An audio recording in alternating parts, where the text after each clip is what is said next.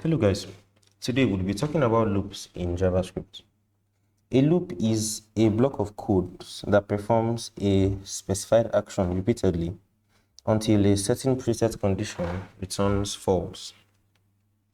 In JavaScript, we have three important types of loops. We have the for loop, we have the while loop, and we have the forEach loop. So when we are writing the for loop, there's a syntax that must be followed. The first thing we must do is we must initialize it. So that process is called initialization. After which we set our condition. Then we are going to set our increment or decrement. So when we are writing the for loop, you start with the for keyword, followed by parentheses and then your curly braces. So in the parentheses is where we handle these three steps. So initialization is just concerned with creating a variable and assigning an initial value to that variable. Let I be 0, for instance. Then we set a condition. So when I is less than 5, the loop stops. Now the last thing we need, which is not always compulsory, is your increment or decrement. Now this is necessary because without your increment or decrement, you would run into what we call an infinite loop. Okay, so inside our curly braces is where you specify the code to run whenever this condition returns true. So all I want to do in this video is to send I to the console now. So if you check my console, I have I reading 0 through 4. And that's because in the first iteration, I was initialized to be 0. So this condition was met and I was sent to the console.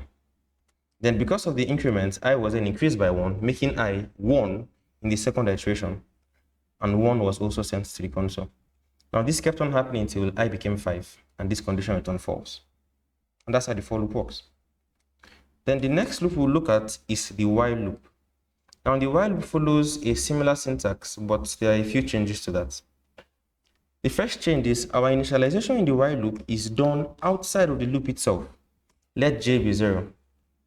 Then after we initialize, we then pass in your loop.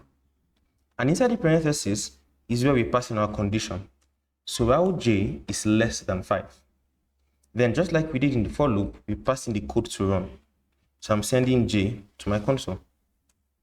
And after that, I will then increase. So you can now observe the difference between the for loop and the while loop. And when we check it out, the same thing happens. So j was initialized to be 0. Therefore, in the first iteration, this condition was met. After which j was increased by 1, meaning in the second iteration, j was now 1.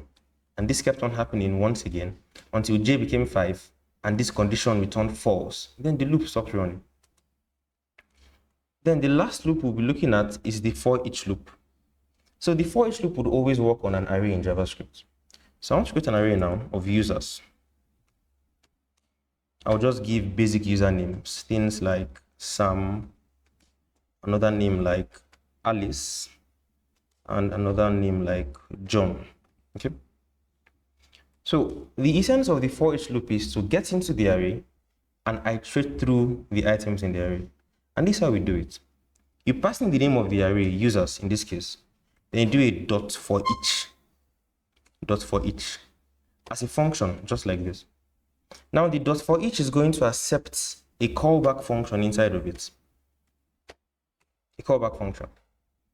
All right, so as a parameter to this callback function, you could pass in any value, say x for instance. Now the x we pass in here is going to represent each item in the array every time we iterate through that array. So if I send to my console x, what you see on my console is Sam, Alice, and John. And that's because every time we went through the array, x was in the first iteration the value Sam, in the second iteration Alice, and the third iteration John. Now the forEach loop does not stop here. We could also access the index numbers of these items in the array with a second parameter, y for instance. So when I send x alongside y to my console, you realize I have the value Sam in my array at index 0, the value Alice at index 1, the value John at index 2. Okay, let's even take it a step further. we could also access the entire array. So after accessing the value and the index, we could now get access to the entire array itself, which will now represent the third parameter inside the callback function. So once you do that, you have sum as the first iteration at index 0, and then it gives you the entire array. It keeps on doing this until there is no longer item in the array. So this is basically loops in JavaScript.